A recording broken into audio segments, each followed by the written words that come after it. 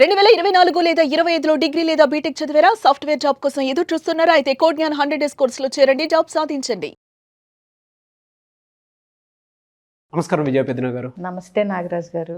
లైఫ్లో భావోద్వేగాలు అనేవి చాలా ఉంటాయి. ఒక్కొక్కరికి ఒక్కొక్క సిచ్యువేషన్ బట్టి, టైంని బట్టి అవి బయటపడిపోతూ ఉంటాయి. బట్ దాన్ని ఎలా ఓవర్కమ్ చేయాలనేది తెలియదు. లైఫ్లో మనం ఎవరినన్నా లాస్ అయితే దానికి తగ్గట్టే ఆలోచనలన్నీ ఆ విధంగా రిలీజ్ అవుతూ ఉంటాయి.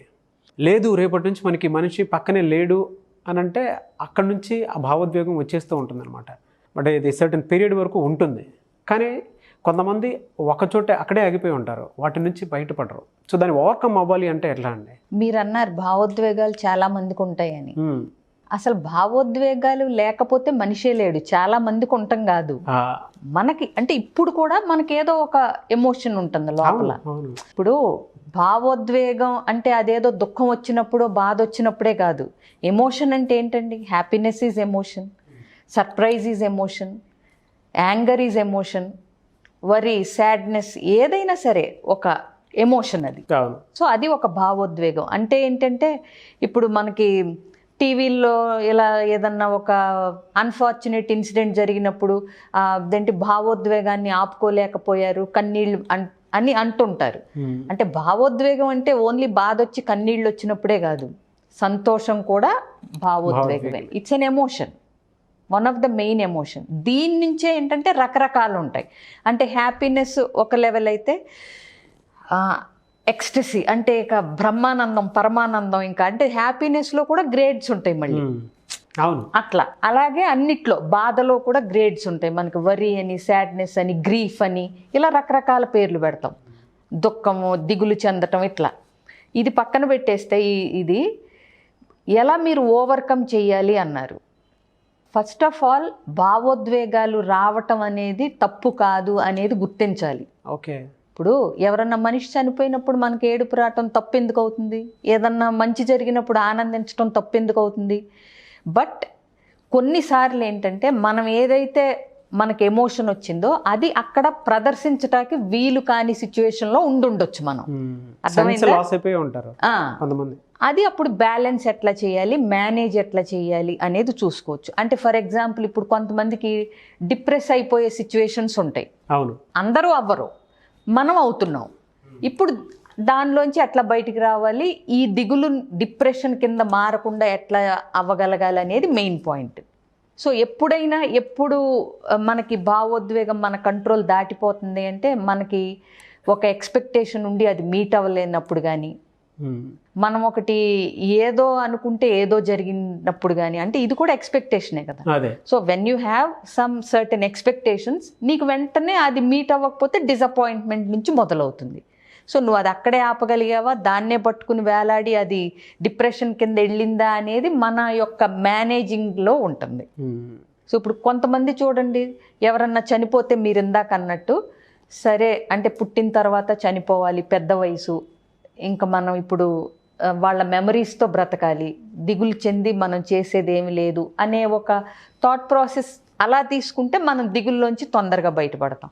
వీళ్ళు ఇంకా నేను జీవితాంతం చూడలేను, వాళ్ళు నాకు చేసిన ఇదికి నేను ఎప్పటికీ రుణం తీర్చుకోలేను, ఇప్పుడు వాళ్ళు లేకపోతే నేను జీవించలేను, ఇట్లాంటివి అనుకుంటూ ఉంటే ఇంకా డిప్రెషన్లోకి వెళ్తాం. థాట్స్ ఎప్పుడూ డామినేట్ చేస్తూనే ఉంటాయండి. ఏంటంటే అండి, అంటే వాళ్ళు మనతోనే ఉండాలి అనే ఒక డిజైర్. సో మీకు చెప్పాలంటే ప్రతిదీ ఒక డిజైర్తోనే మొదలవుతుందండి, ఒక కోరిక. అది ఏ ఎమోషన్ అన్నా అవనివ్వండి. అంటే శ్రీకృష్ణుడు ఈ కోపం గురించి, డిజైర్ గురించి భగవద్గీతలో కూడా ఒక శ్లోకం చెప్తాడు. నేను ఎప్పుడు ఛాన్స్ దొరికితే అప్పుడు మెన్షన్ చేయటానికి చూస్తుంటాను. ఎందుకంటే ఎమోషన్స్ అనేది చాలా మంచి టాపిక్ కదా. చాప్టర్ 2లో భగవద్గీత 2వ అధ్యాయంలో శ్రీకృష్ణుడు చెప్తారు ఏంటంటే, ధ్యాయతో విషయాన్ పుంసః సంగస్తేషూపజాయతే సంగాత్ సంజాయతే కామః కామోద్భవతి క్రోధః. ఇప్పుడు తెలుగులో చెప్పండి. కొంచెం అటు ఇటు తప్పులు ఉన్నా మరి క్షమించాలి ఆడియన్స్, సడన్గా చెప్పటం కదా. అంటే ఏంటంటే ఒక దాని మీద ధ్యాస, మనకి ఒకటి చూసినప్పుడు దాని మీదే మనకు ధ్యాస మళ్ళీ అంటే అటువైపు మళ్ళీ అది ఒక అటాచ్మెంట్ లాగా, ఒక సంఘం దాంతో ఒక బంధం, ఒక అనుబంధం లాంటిది, ఒక బంధం లాగా ఏర్పరచుకుంటాం. సంఘం, అటాచ్మెంట్ నుంచి కామహ. ఇక్కడ కామం అంటే కోరిక, ఏదైనా సరే ఒక విష్, నాకు కావాలని ఒక డిజైర్, అది ఏదైనా అవ్వండి. ఓకే, అంటే నువ్వు ఒక దాని గురించి ఆలోచించి ఎక్కువ ఆలోచిస్తూ ఉంటే నీకు అది కావాలనిపిస్తుంది, దాని మీద అటాచ్మెంట్ పెరిగి. అవును. కావాలి అని అనిపించినప్పుడు నీకు అది అందకపోతే, ఇక్కడ ఏంటంటే ఎక్స్ట్రీమ్ కేసెస్ అనమాట. కావాలి అనిపించి నీకు దొరికింది అనుకోండి, ఇబ్బంది ఏం లేదు కదా. అవును. బట్ నీకు దొరకకపోతే క్రోధ. అవును. సో క్రోధోభిజాయతే సమ్మోహ, సమ్మోహాత్ స్మృతి విభ్రమ, స్మృతిభ్రంశాత్ బుద్ధినాశ, బుద్ధినాశో ప్రణశ్యతి. అంటే ఇంకా ఎంత ఎక్స్ట్రీమ్కి లీడ్ చేయగలదు అది కంట్రోల్లో పెట్టుకోకపోతే ఆ యాంగర్ స్టేజ్లో. నీకు ఆ పిచ్చి కోపం వచ్చేసింది అనుకోండి, నేను అనుకున్నది సాధించలేదు, దొరకలేదు అని చెప్పి బుర్ర పని చేయదు, ఒక మరపు లాంటిది. అంటే దాంతో మీరు అన్నారు ఇందాక, కామన్ సెన్స్ కూడా మనకు ఒక్కొక్కసారి పని చేయదు. ఎందుకంటే ఎమోషన్ ఎక్స్ట్రీమ్గా ఉంది, ఎక్స్ట్రీమ్ ఉంటుంది. మీరు ఎలా ఓవర్కమ్ చేయాలని అడిగారు కదా, ఓవర్కమ్ చేయటం రాకపోతే ఎక్స్ట్రీమ్గా వెళ్తాయి. అది ఏదైనా, యాంగర్ అనే కాదు. సో ఈ స్మృతి ఎప్పుడైతే మరుపు లాంటిది ఒక పిచ్చి కోపంలోకి వెళ్ళారో, నెక్స్ట్ బుద్ధినాశాత్ అంటే బుద్ధి మొత్తం పనిచేయదు, బుర్ర బుద్ధి ఏమీ పనిచేయవు.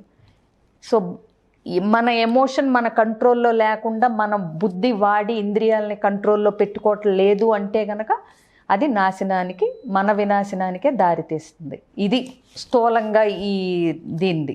అంటే ఏంటంటే ఎప్పుడూ కూడా బ్యాలెన్స్ చేసుకుని కోపప్ చేసి మేనేజ్ చేయలేకపోతే ఏంటంటే ఏ ఎమోషన్ అయినా మనల్ని ఎట్లా అంటుందంటే అండి, give me a room to SIT, I will make room to lie down. నువ్వు నాకు కూర్చోటానికి చోటిస్తే చాలు, నేను పడుకునే అంతగా వెళ్ళగలను. చూసారా? సో అంటే ఏంటంటే అట్లా మన మనసుని అది ఏ ఎమోషన్ అయినా, కోపమైనా, బాధ అయినా, సంతోషమైనా, దుఃఖమైనా మనల్ని అట్లా ఆక్రమించటానికి, మన మనసు నిండిపోవటానికి అవకాశం ఉంటుంది. హ్యాపీనెస్తో ఇబ్బంది లేదు. బట్ దిగులు అట్లా ఆక్రమించింది అనుకోండి, అది డిప్రెషన్ కింద మారుతుంది. ఇప్పుడు దిగులు పడటం వేరు, మనం ఏదన్నా ఫెయిల్ అయ్యామనో చేయలేకపోతున్నామని. డిప్రెషన్ వేరు. అవును. సో అది ఏది థింక్ చేస్తున్నాం. దీనికి ఏంటంటే నేను చిన్న టిప్స్ లాగా చెప్పేది ఏంటంటే, అసలు ఫస్ట్ మన ఏం ఎమోషన్ అనేది లేబుల్ చేసుకోగలగాలి. నాకు ఇప్పుడు కోపంగా ఉందా, దుఃఖంగా ఉందా, ఆవేశంగా ఉందా, డిసప్పాయింటెడ్గా ఉందా, హర్ట్ ఫీల్ అవుతున్నానా, ఏంటి 100 ఎమోషన్స్ ఉంటాయి. అది లేబుల్ చేయండి. అంటే మీరు గుర్తించండి, అసలు నేను ఈ ఎమోషన్తో ఉన్నాను అనేది గుర్తించండి ఫస్ట్. అదే ఫస్ట్ స్టెప్ అసలు. ఓకే.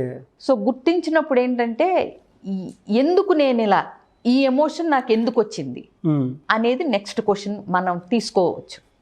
ముందు లేబుల్ చేయగలిగితే, ఇప్పుడు నాకు బాధగా ఉంది, ఎందుకు బాధగా ఫీల్ అవుతున్నాను నేను, ఎదుటి వాళ్ళు నన్ను ఏమన్నా అన్నారా, లేకపోతే నేను అనుకున్నది సాధించలేకపోయానని బాధపడుతున్నానా, లేకపోతే నా గురించి ఎవరో ఏదో తక్కువగా అనుకుంటున్నారని బాధపడుతున్నానా, అట్లా ఎందుకు నాకు ఎమోషన్ వచ్చింది అనేది క్వశ్చన్ చేసుకోగలగాలి. క్వశ్చన్ చేసుకుని దీన్ని వాళ్ళ వైపు నుంచి ఇంకో రకంగా ఆలోచించవచ్చా, ఏమన్నా బెటర్ వేలో. అంటే ఇప్పుడు వాళ్ళు నా గురించి ఏమన్నా అనుకున్నారా, నేను సాధించలేకపోయానా, ఓకే నేను పలానా రీజన్ వల్ల ఇది చేయలేకపోయాను కాబట్టి అంత బాధపడాల్సిన పని లేదు అంటే ఎందుకు ఇంకో రకంగా ఆలోచిస్తే.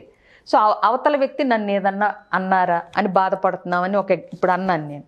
సో అతనే స్ట్రెస్లో ఉన్నాడా, ఆవిడే పని విసుగులో పడి ఏమన్నా విసుక్కుందా నన్ను, పోన్లే తనకి ఏదో ఇబ్బంది ఉంటుంది. సో ప్రస్తుతాన్ని అవగాహన చేసుకోవాలి. అంటే ఇంకో రకంగా ఎట్లా ఆలోచించవచ్చు ఈ కారణాన్ని. అంటే ఇప్పుడు ఆవిడ కోప్పడింది నన్ను, నేనేమనుకోవచ్చు, ఓకే ఆవిడేదో పనిలో ఉండి విసుగులో ఉండి పాపం కోప్పడింది, తన ఇంటెన్షన్ నన్ను కోప్పట్టం కాదు, బట్ తన స్ట్రెస్లో తన స్టోరీ ఏదో ఉంది అని ఉంటుంది అనుకుంటే కొంచెం మనకు ఆ ఇంటెన్సిటీ ఆఫ్ బాధ తగ్గుతుంది. వాళ్ళ షూస్లో కాలు పెట్టి రియాలిటీ తెలుసుకోవాలి. ఎందుకంటే ఎస్పెషలీ మనల్ని ఏదన్నా అనేవాళ్ళు వీళ్ళు ఎక్కడి నుంచో హఠాత్తుగా ఊడిపడరు, మన క్లోజ్లో వాళ్ళే, మన సర్కిల్లో వాళ్ళే అవుతారు ఎక్కువ మట్టుకు. అవునా కాదా?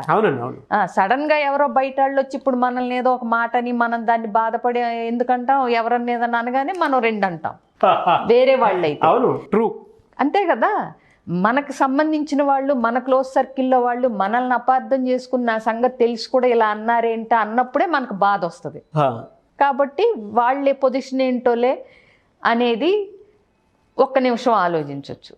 రెండోది, ఇప్పుడు నేను ఏం చెయ్యాలనిపిస్తుంది నాకు దీని గురించి. అదే మళ్ళీ ఆవిడ్ని 2 తిరిగి అనాలా, లేకపోతే ఏదన్నా చేతిలో ఉన్నదాన్ని విసరాలా, కాలుకి అడ్డం వచ్చినట్లన్నిటిని తన్నాలా, లేకపోతే ముడుచుకుని 3 రోజులు పడుకోవాలా ఈ బాధతో, క్రోధం, ఉక్రోషం అనేది ఆలోచించగలగాలి. ఇది 4th పాయింట్. నెక్స్ట్ లాస్ట్ ఏంటంటే, దీన్ని ఇంకా బెటర్గా నేను ఎలా హ్యాండిల్ చేయొచ్చు ఈ ఎమోషన్ని.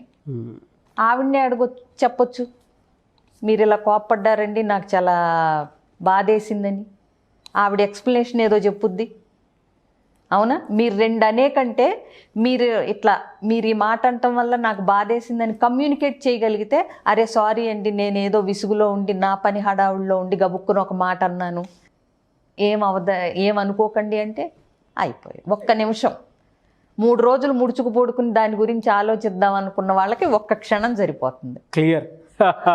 సో ఇంకా బెటర్గా ఏం చేయొచ్చు? ఒకవేళ మన ఫెయిల్యూర్స్కే మనం డిప్రెస్ అయిపోతున్నాం, బెటర్గా దాన్ని ఎట్లా హ్యాండిల్ చేయొచ్చు, ఇంతకంటే బెటర్గా నేనేం చేయొచ్చు? ఓకే, నెక్స్ట్ స్టెప్ ఇంకా ప్రిపేర్ అయ్యి ప్లాన్ చేసుకుని వెయ్యాలా, సో దట్ ఫెయిల్ అవ్వకుండా.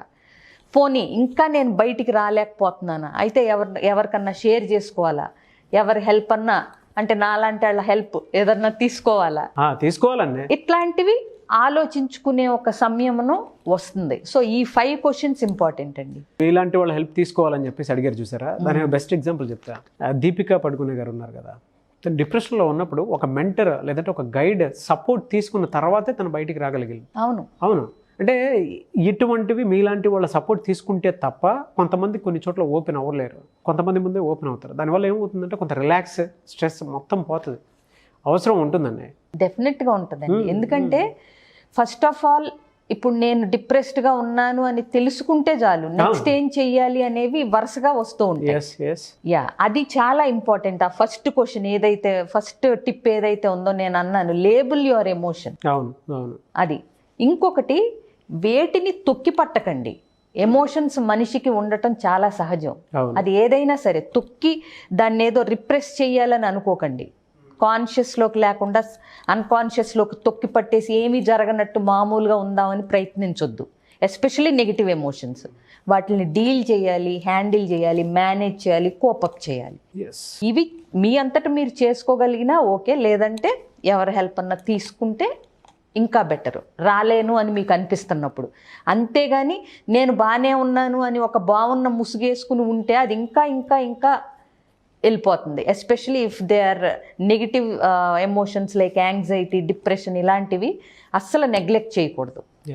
వెరీ గుడ్ ఎగ్జాంపుల్స్ అండి, చాలా మంచి ఎగ్జాంపుల్. అంటే భగవద్గీత నుంచి తీసుకొని మరీ చెప్పారు ఏ విధంగా ఉంటుంది, ఎక్స్ట్రీమ్ లెవెల్కి వెళ్తే ఎలా ఉంటుంది అనేది. అండ్ చివరిలో ఒక మాట కూడా అన్నారు, మీలాంటి వాళ్ళ సపోర్ట్ ఎంత అవసరమో దాంతోపాటు వాళ్ళని వాళ్ళు క్లియర్ చేసుకోవాలి అనుకుంటే నిజంగా కూర్చొని మాట్లాడి ఇది ఇలా అయిందని చెప్పేసి క్లియర్ చేసుకోవడం తప్పలేదు, ఆ సెకండ్కు పోతుంది అది. థ్యాంక్ యూ సో మచ్ అండి. అయితే చాలామంది ఆన్లైన్ ఆఫ్లైన్ క్లాస్ కానివ్వండి, ఆన్లైన్ సెషన్స్ కానివ్వండి, ఇలాగే చిన్న చిన్న ప్రాబ్లమ్స్ తోటి ఫేస్ చేసేటువంటి వాళ్ళని అది ఇంట్లో చెప్పుకోలేరు. అట్లనే బయట ఫ్రెండ్స్ కొంతమంది షేర్ చేసుకుంటారు, కొంతమంది షేర్ చేసుకోలేరు. ఏమో పక్కనోడి ముందు చులకనైపోతానేమో, లేదు అని అంటే ఇంకో రకంగా తయారైపోతానేమో అనేటువంటిది వాళ్ళ మనస్సాక్షికి తెలుస్తూ ఉంటుంది. ప్రాబ్లం నేను ఫేస్ చేస్తున్నాను, బట్ దీని నుంచి ఓవర్కమ్ అయ్యి బయటపడి ఒక కొత్త లైఫ్ స్టైల్ చూసుకోవాలనుకునేటువంటి వాళ్ళు ఉంటారు. సో అటువంటి వాళ్ళు మీలాంటి వాళ్ళ సెషన్స్ కానివ్వండి, లేదంటే వన్ అపాయింట్మెంట్ తీసుకొని పర్సనల్ అపాయింట్మెంట్ కోసం అని చెప్పి ట్రై చేస్తూ ఉంటారు. రకరకాల ప్రాబ్లమ్స్ తోటి ఫేస్ చేసేవాళ్ళు ఉంటారండి మానసికంగా. సో మిమ్మల్ని అప్రోచ్ అవ్వాలి అని అంటే ప్రాసెస్ ఏంటి? చాలా సింపుల్ అండి. వీడియో కింద కనిపిస్తున్న కాంటాక్ట్ నెంబర్ని కాంటాక్ట్ చేస్తే అన్ని డీటెయిల్స్ తెలుసుకోవచ్చు. ఇంకా ఒకటి, change your story change your life అని ఒక ఆన్లైన్ సెషన్ September 19th నుంచి చేస్తున్నాను. Very good. సో మనం రాసుకునే స్క్రిప్ట్, మనం మనసులో ఊహించుకునే కథలు గనక మార్చుకుంటే మన జీవితాన్ని చాలా మార్చుకోవచ్చు. అది ఎట్లా అనేది ఒక 12 days సెషన్ ఉంటుంది. September 19th స్టార్ట్ అవుతుంది. సో డీటెయిల్స్ కావాలంటే స్క్రీన్ మీద కనిపిస్తున్న నెంబర్ కాంటాక్ట్ చేస్తే ఆ డీటెయిల్స్ కూడా చెప్తారు వాళ్ళు. వెరీ గుడ్ అండి. థ్యాంక్ యూ సో మచ్ విజయ పెద్దన గారు. Thank you. చూసారు కదండి ఈ వీడియోపై మీ అభిప్రాయాన్ని కామెంట్ బాక్స్లో పోస్ట్ చేయండి. అండ్ ముఖ్యంగా మీరు కనుక వన్ సెషన్స్ కానివ్వండి, ఆన్లైన్ ఆఫ్లైన్ వర్క్షాప్స్ కానివ్వండి, లేదు అని అంటే కొంతమంది ఒక తెలియనటువంటి అంటే ఎవరితోనూ మేము షేర్ చేసుకోలేము, సో కానీ ఈ సమస్య నుంచి బయటపడాలి అనుకునేటువంటి వాళ్ళు, ఒంటరితనాన్ని అనుభవిస్తున్నటువంటి వాళ్ళు, లేదు లైఫ్లో ఏదో ఒక తప్పు చేసి రియలైజేషన్ అయిన తర్వాత దాన్ని ఎట్లా ఓవర్కమ్ అవ్వాలి అనుకునేటువంటి వాళ్ళు, మీరు విజయ పెద్దన గారిని పర్సనల్ అపాయింట్మెంట్ తీసుకుని కలుద్దాము అనుకునేటువంటి వాళ్ళు స్క్రీన్ మీద కనిపిస్తున్న నెంబర్కి మీరు సంప్రదించవచ్చు. లేదు ఒకవేళ మా కాంటాక్ట్ నెంబర్ కనెక్ట్ అవ్వట్లేదంటే మిస్టర్ నాగ్ అఫీషియల్ అని నా ఇన్స్టాగ్రామ్ ఐడి ఉంది. నా ఇన్స్టాగ్రామ్ ఐడికి మీరు మెసేజ్ పెట్టినా కూడా ఖచ్చితంగా విజయ పెద్దన గారికి అప్డేట్ అయితే ఇస్తాను. సో ఆ విధంగా అయినా సరే మీరు అప్రోచ్ అవ్వచ్చు. అండ్ కొన్ని మీరు నాకు డైరెక్ట్ టెక్స్ట్ పెట్టి మేము ఈ ప్రాబ్లంతో ఫేస్ చేస్తున్నాం, కనీసం వీడియో చేయండి అన్నా కూడా దాని మీద మేము వీడియో చేస్తాం. వీడియో లైక్ చేయండి, షేర్ మాత్రం తప్పకుండా చేయండి. ఇలాంటి మరిన్ని వీడియోస్ కోసం మా ఛానల్ ఫాలో అవ్వండి. Thank you.